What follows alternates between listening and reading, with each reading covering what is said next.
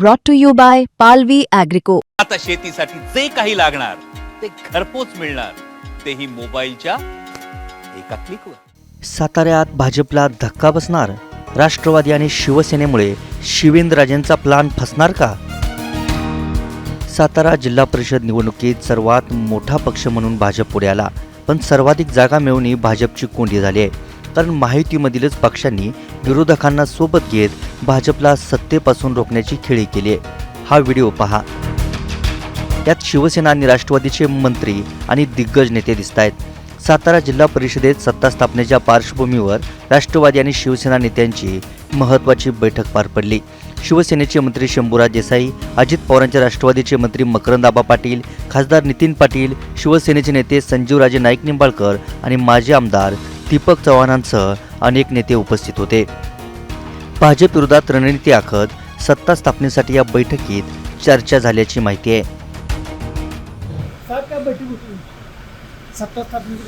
प्राथमिक चर्चा झाली. प्राथमिक झाली चर्चा, म्हणजे आता थोडेसे DPCचाही विषय होता माझा आणि या संदर्भात प्राथमिक चर्चा झाली, परंतु बाकी कुठला निर्णय नाही, काय नाही. अजून वरिष्ठांशी चर्चा नाही, सदस्यांना विचारलेलं नाही, त्यामुळं अजून तो काही विषय. पण याची सुरुवात कुठून झाली ते पाहूयात. निकालानंतर झालेल्या एका प्रेसमध्ये शरद पवारांच्या राष्ट्रवादीचे प्रदेशाध्यक्ष शशिकांत शिंदेंनी भाजपचे आमदार मनोज घोरपडेंसमोरच शंभूराज देसाईंना खुली ऑफर दिली. वाई असेल, पाटण असेल, सगळ्या ठिकाणी भाजपच्या नेत्यांनी उद्या आंदोलन केली.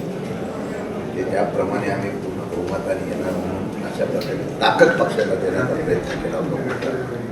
आता त्या परिस्थिती जाणीव ठेवून शंभूराजे सुद्धा राजे आहेत ना, आणि त्यांनी तशा प्रकारचा निर्णय तसा घ्यायला पाहिजे असा माझी अपेक्षा आहे.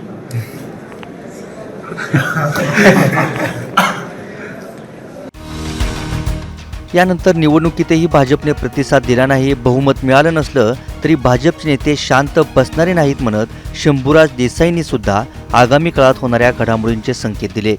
मतदारांनी असा कौल दिलाय, मतदारांचा कौल बघितला तर सेना राष्ट्रवादीची सत्ता यावी असं मत आहे. महत्वाची कशी असू शकेल? भारतीय जनता पक्ष निवडणुकीच्या अगोदर आम्ही अनेक वेळा प्रयत्न केला बैठकी घेण्याचा, पण त्यांचा नाही प्रतिसाद मिळाला. त्यामुळं आता हा त्यांचा अधिकार आहे ना, त्यांनी ठरवायचे आता काय करायचं ते. त्यांचा अध्यक्ष होणार नाही असं तरी जर तरचा विषय पुढचं पुढे बघू, त्यांचा अधिकार आहे मग ते बघू ना. अजून काय मी आता त्यांचा आम्ही म्हणलं ना बाबा त्यांचा अधिकारच आहे तो. दादाची अडचण मी करणार नाही, काय बोलू. आता स्वबळावर ते अध्यक्ष करणार असं भाजपनं सांगितलंय. ते तर आता शांत बसलेत, त्यामुळे तुम्हाला प्रश्न निर्माण. मला ते शांत वाटतंय, तुम्हाला ते शांत वाटतंय. तुम्ही अजून जरा थोडीशी माहिती घ्या. ते शांत बसणारे नेते नाहीत, दिग्गज नेते आहेत सगळे. कसं शांत बसतील?